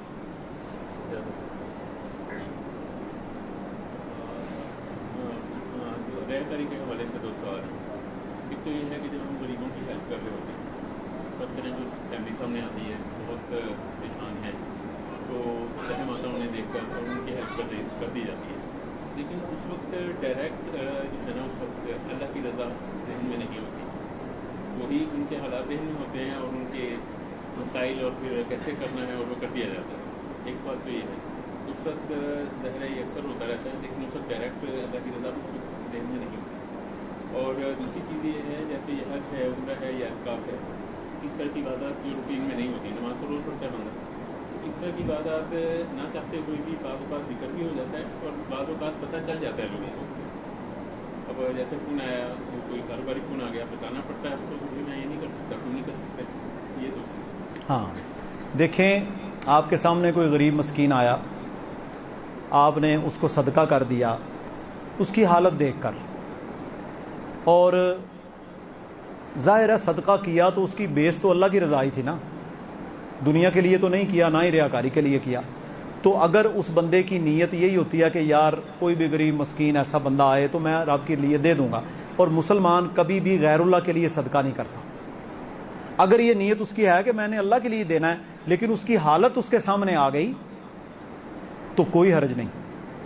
अल्लाह के नबी सल्लल्लाहु अलैहि वसल्लम के सामने एक कबीला आया, अल्लाह अकबर, सही मुस्लिम में हदीस है, वो सफ़र और भूख की वजह से करीबुल मर्ग थे, बिल्कुल बुरे हाल। मदीना में आके उन्होंने पड़ाव किया, अल्लाह के पैगंबर सल्लल्लाहु अलैहि वसल्लम ने वहाँ पर सहाबा को तरगीब दी, ओ यार आओ देखो इनकी हालत देखें, कपड़े, लिबास, खाना पीना कुछ नहीं है। हत्ता कि उस तरगीब पर कुछ लम्हों के बाद, कुछ देर के बाद ढेर लग गया, खाना पीना जो भी अशियाए ज़रूरिया थी। तो आप सल्लल्लाहु अलैहि वसल्लम बड़े खुश हुए, आपने फरमाया मन सन्ना फिल इस्लामी सुन्नतुन हसना, जिसने इस्लाम में किसी अच्छे तरीके को जारी किया, इससे मुराद है कि वो है सुन्नत है, लेकिन सदका पहली दफ़ा उसने किया, उसको अपना अजर भी मिलेगा, दूसरों का अजर भी ले जाएगा। ठीक है, तो वहां पर लोगों ने बंदों की कैफियत देखकर इतना माल अल्लाह की राह में दिया था, दिया तो अल्लाह के लिए ही था, तो ये जायज़ है, इसमें कोई हर्ज वाली बात नहीं है। दूसरा क्या सवाल था? हाँ, हज उम्रा।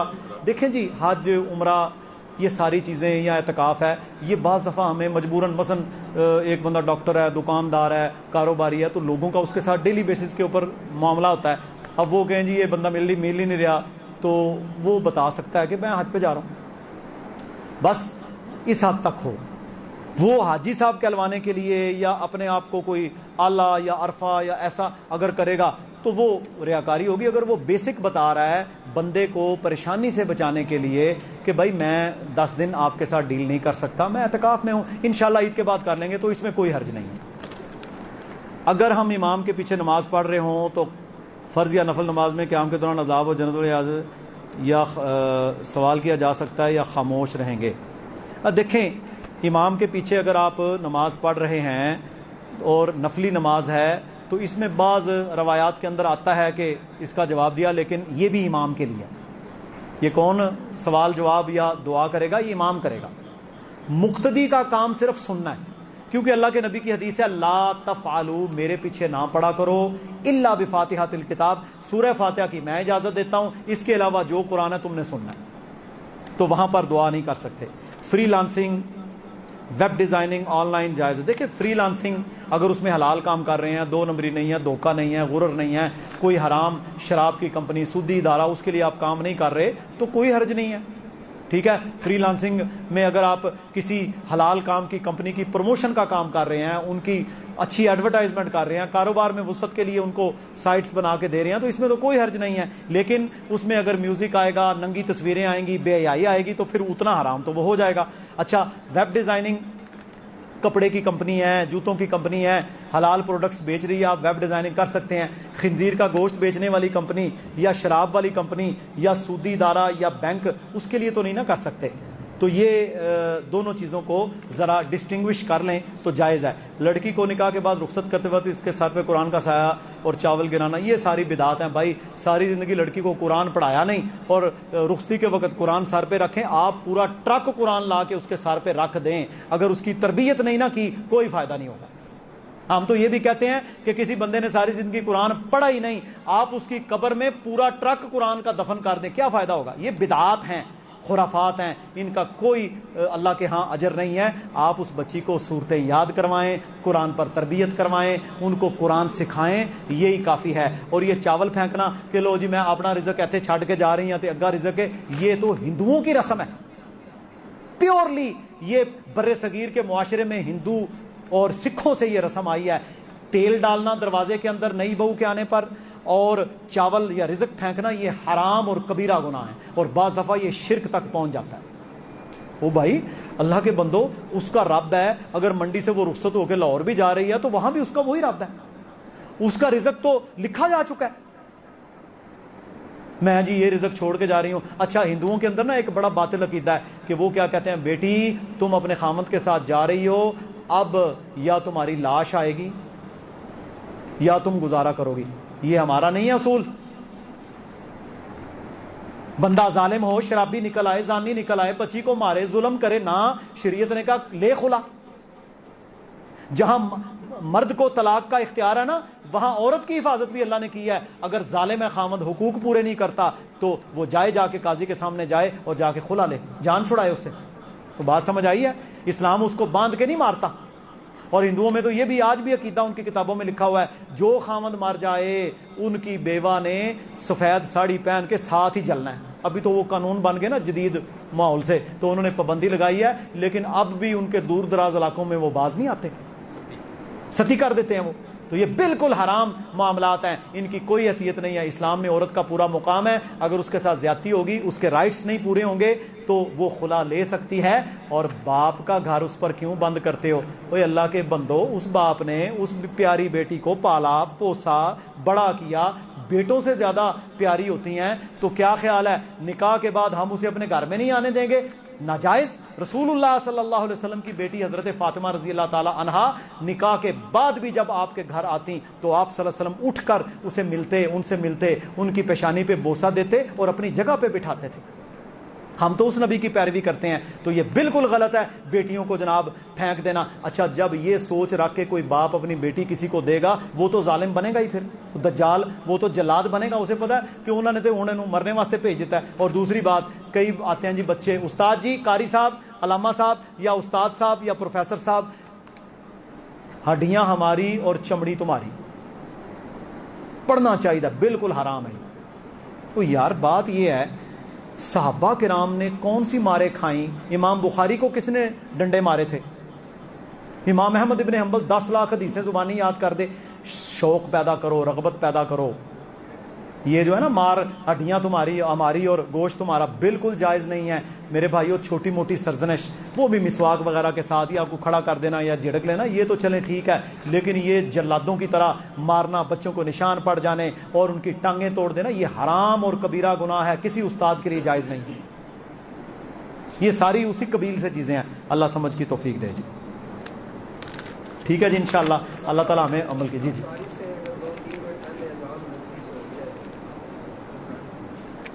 دیکھیں، افطاری سے 2-3 منٹ پہلے اذان غلطی سے نہیں ہونی چاہیے، کیونکہ سورج کا غروب ہونا آپ دیکھیں، اگر غلطی سے ہو گئی اور واقعتاً وہ غلطی ہے، اس میں خباثت شرارت شامل نہیں ہے، تو پھر وہ بھول چوک کر کھانا کھانے کی طرح ہے۔ انہوں نے اگر کھا لیا تو وہ دوبارہ روزہ افطار کریں گے وقت ہونے پر۔ وہ اسی طرح ہی ہے، مثلا عصر کے وقت گھر گئے، روٹین تھی، جا کے کوئی چیز پڑی بھی ہے کھا لی۔ اب میرا بچہ وہ اسکول سے آیا، وہ پتہ ہے بچے اس نے آتے ہی وہ پتہ ہے کولر سے پانی پینا، پی گو میرا تو روزہ تھا، یعنی یہ بھولنے والی بات ہے، اس میں کوئی حرج نہیں ہے۔ پریکٹیکلی اس طرح ہے کہ اگر فرض کریں افطاری کے ٹائم سے 3-3.5 منٹ پہلے غلطی سے مسجد نے اذان دے دی، اسے ٹائم دیکھنے میں غلطی ہو گئی، زیادہ تر نہیں، تو اس کا کیا؟ جی یہ بھی وہی غلطی ہے نا، دیکھیں یہ خطا ہے، خطا کو ابن آدم سے اٹھا لیا گیا۔ جن لوگوں نے افطار کر لیا انہوں نے، ان پر وہی حدیث ہے کہ انہوں نے غلطی سے کھانا کھایا، یہ اللہ نے انہیں کھلایا، اور جب وہ اصل 3 منٹ کے بعد اذان سنے تب وہ کھولیں گے روزہ۔ ہاں کھل چکا ہے، پھر دوبارہ کھولیں گے، 3 منٹ کے بعد کھولیں۔ مثلا انہیں 1 منٹ کے بعد پتہ چل گیا کہ وہ ہو میں نے کھجور اور پانی کا گلاس پی لیا، یہ انہوں نے غلطی سے کھایا، پھر چپ ہو جائیں، پھر جب اصل غروب آفتاب ہو جائے پھر وہ روزہ کھولیں۔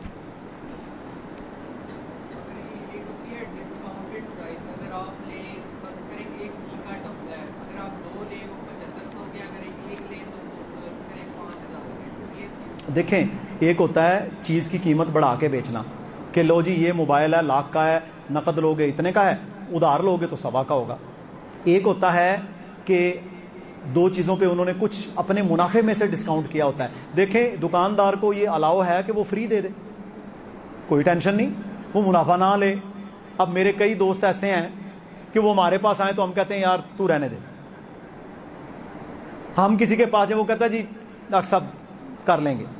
یہ کیا ہوتا ہے؟ یہ آپ کی محبت ہے اس کے ساتھ، آپ اسے اوبلائج کر رہے ہیں، یہ سود نہیں ہے، ٹھیک ہے، یہ سود نہیں ہے، کیونکہ اس میں کوئی شرط شامل نہیں، اس نے اپنے منافع میں سے آپ کو، مثلا ایک بندہ کسی پروڈکٹ کے اوپر 50 روپے منافع کما رہا ہے، منافع کی بھی شرح کوئی نہیں ہے، مارکیٹ ویلیو کے مطابق ہونا چاہیے، شریعت نے کوئی شرح نہیں رکھی، ہاں مارکیٹ ویلیو کے مطابق ہو، عقل والا ہے لے گا، تو وہ اپنے 50 میں سے 40 چھوڑ دے، کسی کو قیمت خرید پر ہی دے دے اور کسی کو آدھی قیمت پر گھاٹے میں دے دے، تب بھی جائز ہے، یہ اس کی اپنی چیز ہے، یہ سود نہیں ہے، کیونکہ نقد و نقدی ہو رہا ہے کام۔ سود اس وقت ہوتا ہے جب شرط شامل ہو جائے کہ یہ بائک نقد۔ اچھا مجھے یہ بتائیں، جس کے پاس نقد موٹر سائیکل گاڑی یا کوئی چیز خریدنے کے پیسے جیب میں پڑے ہوں، اس کا دماغ خراب ہے، وہ قسطوں پہ لے گا؟ کبھی بھی نہیں لے گا، وہ کہے گا یہ بھائی جی یہ پیسے پھڑو تو چیز دیو۔ اسے کیا ضرورت ہے 15-20 ہزار زیادہ دینے کی؟ 15-20 ہزار وہ زیادہ اس لیے دے رہا ہے کہ اس کے پاس کم پیسے ہیں، اور وہ 15-20 ہزار زیادہ اس لیے لے رہا ہے کہ اس کا ٹائم ہے، اور یہی سود ہے، یہ انڈرسٹینڈ کریں۔ ایک بندہ میرے پاس ایک چیز رکھتا ہے کہ یہ بیچنی ہے اور مجھے آپ نے 100 روپے دینے، میں اس کو میرے پاس رکھتا ہے مہینے بعد 10 دن بعد ہفتے بعد میں اس کو بیچتا ہوں 150، 50 میرے نہیں جائز۔ دیکھیں ایک بندہ کسی کی جی کسی کی دکان پر وہ چیز رکھتا ہے کہ میری یہ دکان چیز بیچ دو، اچھا موبائلوں کی دکان ہے آپ کی، وہ کہتا ہے جی میرا یہ موبائل میں آپ کو دے رہا ہوں 1 لاکھ کا، اچھا وہ آپ نے سمجھ لیں اس کے لیے اس سے خرید لیا نا، طے ہو گیا آپ کا کہ میں نے 1 لاکھ کا تم سے لے لیا، آپ چاہے 10 لاکھ کا بیچیں، طے ہو گیا آپ کا، 100 روپیہ طے ہو گیا آپ کا، اس کے بعد آپ اس کو زیادہ پر بیچ سکتے ہیں، یہ الگ چیز ہے، وہ ڈیلر کی ڈیل الگ چیز ہے، کیونکہ وہ تو سامنے بٹھا دیتا ہے نا دونوں کو، اس میں غرر ہے، دھوکہ ہے، اس میں غرر کوئی نہیں۔ دکاندار نے وہ چیز، اچھا مجھے یہ بتائیں، جو دکاندار ہے کسی بھی پروڈکٹ کا، وہ کبھی بھی مہنگی نہیں خریدے گا، وہ کچھ رقم رکھ کے ہی لے گا کہ یار مینو میں کچھ آ رہا ہے بچ جاؤ، طے تو ہوا ہے نا، طے ہونا بھی تو وہی ہے نا کہ بھائی یہ 100 روپے کی میں آپ کو دے رہا ہوں آپ بیچ دیں، یہ 100 روپے کی میں آپ کو دے رہا ہوں آپ بیچ دیں۔ اچھا اس میں 2 اصول ہیں، مجھے کسی نے کہا میرا وہ کاروبار مثلا سونا، میرا یہ کاروبار نہیں ہے، مجھے کسی دوست نے کہا یار یہ مجھے سونا لے دیں، اب اس نے مجھے اس نیت سے کہا کہ ڈاکٹر صاحب کا جاننے والا ہے دھوکہ نہیں دے گا، اچھا میں بیچ میں سے کاروبار کرنا شروع ہو جاؤں، یہ جائز نہیں ہے، یہ دھوکہ ہے۔ میرا کاروبار میڈیسن کا ہے، میرے سے وہ میڈیسن لے میں اس پہ کماؤں، کچھ بات سمجھ آئی ہے؟ تو یہ تھوڑی سی چیزیں ہیں، چھوٹے چھوٹے نقطے ہوتے ہیں، ان کو سمجھنا چاہیے۔ آپ نے وہ چیز دی، طے ہو گیا 100 روپے کی ہے، وہ آگے چاہے 125 کی بیچ دے، لیکن اس میں کوئی پارٹی انوالو نہیں، وہ یہ کہے گا یہ میری ہے، وہ اپنی کر کے بیچے گا، ظاہر ہے میری دکان پہ پڑی ہے تو وہ میری ہے، یہ چیز ہے۔ اسی طرح ہم کئی سامان ادھار منگوا لیتے ہیں، ہمارے پاس بھی کئی کمپنیوں کی پروڈکٹس، میڈیسن آ گئی، وہ 1000 روپے ڈیلی لے رہے ہیں، مال 50,000 کا پڑا ہے، تو وہ ہمارا مال ہے نا، وہ کمپنی کا نہیں ہے، اب وہ ہم اپنا کر کے بیچتے ہیں، ان کو 1000 روپے ڈیلی دیے جا رہے ہیں، یہ جائز ہے، اس میں کوئی حرج نہیں۔ جی کریں۔ دیکھیں جی عدت، کسی عورت کی عمر ہو 15 سال، کسی عورت کی عمر ہو 100 سال، عدت خامد کے مرنے پر 4 مہینے 10 دن، اس میں تو کوئی فرق نہیں۔ ہاں کسی عورت کی ایسی عمر ہو کہ حائضہ ہے، یعنی حیض آتا ہے، تو اس کی عدت ہوگی 3 حیض، وہ بنے 50 دن، 40 دن، 35 دن بھی بن سکتے ہیں۔ آج طلاق دی، کل حیض آ گیا، 1 ہو گیا، تو اس کی حیض ہے۔ جو عورت سنیاس میں پہنچ چکی ہے، مینو پاؤزل ہو چکا ہے، بوڑھی ہے، طلاق ہو گئی، تو اس کی عدت ہے 3 ماہ، اسلامی مہینے، 31 والا نہیں، 30 29 30 29، ٹھیک ہے، وہ 3 ماہ۔ یہ ہماری عدالتوں میں انہوں نے، کیونکہ یہ قانونی سا سسٹم ہے، 90 روز، حالانکہ یہ 90 روز میں 2 دن پھر بھی زیادہ ہی ہو جاتے ہیں اکثر، تو یعنی وہ 3 ماہ عدت، جس کا وہ نہیں ہے معاملہ، لیکن جس کا ہے وہ اپنا گزارے گی. اس میں پھر آگے شرطیں ہیں کہ کسی عورت کا نکاح ہوا کسی خامند کے ساتھ اور رخصتی نہیں ہوئی، رخصتی ہوئی ہی نہیں، طلاق ہوگی، اس کی کوئی عدت نہیں. ٹھیک ہے جی. تو یہ اس میں شکلیں ہیں. لیکن مرنے کی، خامد مرنے کی عدت بچی بوڑھی کے لیے سیم ہے، 4 مہینے. یہ بیسیکلی سوگ ہے اس کے لیے کہ اس کا خامد فوت ہو گیا.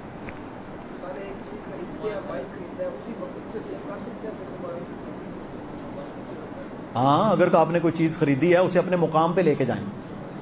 ہاں ایک صحابی تھے نا عبداللہ بن عمر رضی اللہ تعالیٰ عنہ، انہوں نے مارکیٹ سے تیل خریدا، ملک صاحب گھیو تیل خریدا، اور جب مارکیٹ سے انہوں نے وہ تیل خریدا نا تو اسی جگہ پر کھڑے کھڑے کسی بندے نے، ترمذی میں حدیث ہے، ہاں جی بیچنا ہے؟ انہوں نے کہا جی بیچنا ہے. اچھا انہوں نے پیسے بھی پے کر دیے سارے. کہتے ہیں اچانک میں نے دیکھا میرے کندھے کے اوپر کسی نے زور سے ہاتھ رکھا، میں نے مڑ کے پیچھے دیکھا تو وہ زید ابن ثابت تھے رضی اللہ تعالیٰ عنہ. انہوں نے کہا عبداللہ آپ بھول گئے، اللہ کے نبی صلی اللہ علیہ وسلم نے منع کیا تھا ہمیں جہاں سے تم چیز خریدو وہاں مت بیچو جب تک اپنے ٹھکانے ویئر ہاؤس دکان پر نہ لے جاؤ. دیکھیں نا ہم نیلا گمبد سے میڈیسن خریدیں، ایک دکان سے لی باہر سڑک پہ بیچنا شروع کر دیں، نہیں، ہمارے لیے اپنے ہاسپٹل کلینک کی فارمیسی میں لانا ضروری ہے. اللہ نے بڑے سسٹم رکھے ہیں تاکہ استحصال سے لوگوں کو بچایا جائے. ٹھیک ہے جی. وہ وضو کا طریقہ رہ گیا. صرف ایک چیز سکھانی تھی بھائیوں کو کہ ہمارے ہاں وضو میں نا کلی علیحدہ، ناک میں پانی علیحدہ. یہ روایت ضعیف ہے. بخاری و مسلم کے اندر جو حدیث ہے اس میں رسول اکرم صلی اللہ علیہ وآلہ وسلم نے ایک ہی چلو لے کر آدھا منہ میں ڈالا ہے، آدھا ناک میں ڈالا ہے اور صفائی کی ہے. یہ میں کر کے دکھا دیتا ہوں اگر کسی کو نہیں آتا، اور اگر آتا ہے تو ٹھیک ہے. ٹھیک ہے. وہ آپ نے اس طرح پانی لینا ہے، آدھا آپ کے منہ میں دائیں ہاتھ میں، آدھا منہ میں جائے گا، آدھا ساتھ ہی ناک میں جائے گا، اور ناک کو آپ نے بائیں ہاتھ سے صاف کر لینا. یہ طریقہ ہے سنت کے مطابق. یہ الگ الگ والی روایت سندن ثابت نہیں ہے، اور ویسے بھی متفق علیہ حدیث جو بخاری و مسلم کی ہے یہ اس کے خلاف ہے. تو بخاری مسلم کی روایت کو ترجیح ہے. اللہ رب العزت جی ہم سب کو سمجھنے کی اور عمل کی توفیق عطا فرمائے، ہماری یہ ٹوٹی پھوٹی سی نیکیاں قبول فرمائے اور ہمیں جنت میں جمع فرما دے. انشاءاللہ 28ویں رات کو تکمیل قرآن ہوگی تو اس کے موضوع کے اوپر انشاءاللہ ہمارا درس بھی ہوگا. اللہ تعالیٰ آپ جو لوگ اعتکاف میں بیٹھے ہیں آپ کو اپنا وقت قیمتی بنانے کی توفیق دے. جتنا آپس میں دوری اختیار کریں گے اور جتنا اپنے حجرے میں رہ کر اللہ سے ہم کلام ہوں گے وہی آپ کا اصل مقصد ہے. سبحان ربک رب العزت عما یصفون وسلام علی المرسلین والحمد للہ رب العالمین. سبحانک اللہم وبحمدک اشہد ان لا الہ الا انت استغفرک واتوب الیک.